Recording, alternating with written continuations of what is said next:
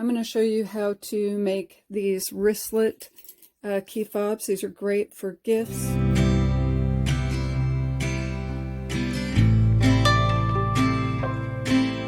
You'll need a rotary blade or scissors, ruler, one of these sticks. They makes it really easy to turn your fabric inside out. I wish I knew the exact name for it. I'll find it and put it in the description. And then this, you may not be able to get real, quick and easy, but I bought it online, so it was very affordable.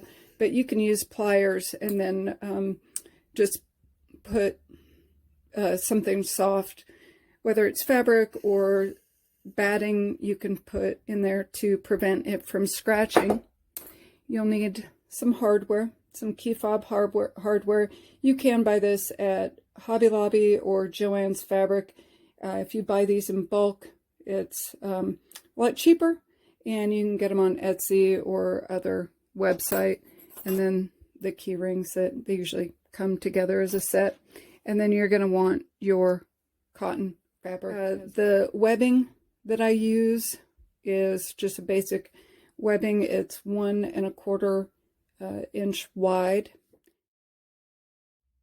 For the wristlet, you're going to be measuring your fabric 10 inches long by 3 1/4 width.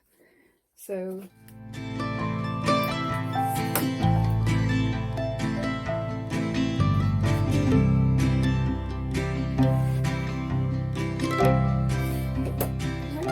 I've got that measured 10 inches by 3 1/4 wide, and I can set that aside. It's ready to be ironed. For my mini key fob, I'm going to cut my fabric down to 5 1/2 inches long and still 3 1/4 inches wide. So these I'm going to iron, and I'm just going to iron them in half. So they're both going to get sewn just right down the edge at about 1/4 of a seam allowance, just where my my sewing foot lines up against the edge. My thread I usually put at about 2, 2 1/2. I like it to be fairly tight. Both of these have been sewn, so I'm going to take my little handy device. Again, you can get this at Joann's or Hobby Lobby in your Sewing Notions section. Probably like the best $5 I've ever spent in my life.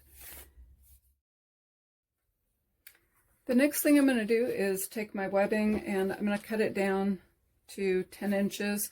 Another really easy way to do it without really having to worry too much about measuring it is, there you go. The easiest way I've found is to just pinch this on one end, take this at the center, and just push it all the way through. Same thing with this one. I'm going to pinch the end there, and I usually just hold on. Then I can hold on to some excessive fabric, and it makes it a lot easier to just slide through.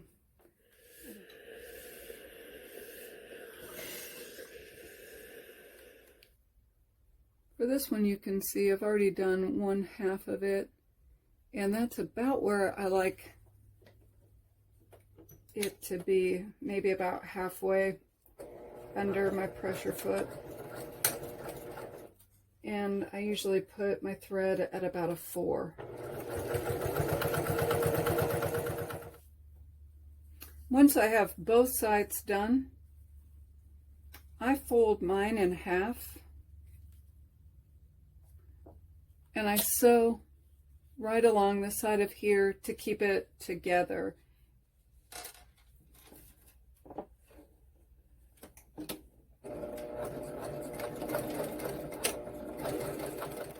And I'm going to do the same thing on the mini as well.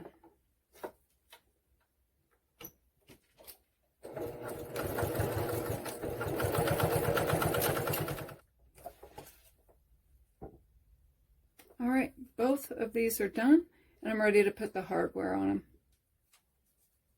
Before I put the hardware on, I trim up any of the thread, and I also cut a little bit of an angle on the outer edges.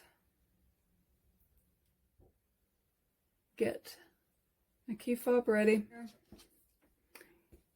Take my clamp, and I don't push it down all the way at first. I get it in there. Make sure that it's straight, and then kind of clamp it down again, not 100% all the way, but I want to make sure that it's in there as straight as possible and that the sides look really good. It's straight up and down, and that way I can commit to clamping it down all the way. But you can see I'm pulling on that, and it's not going anywhere. And then I'll put the key ring on, and I am done with my wristlet.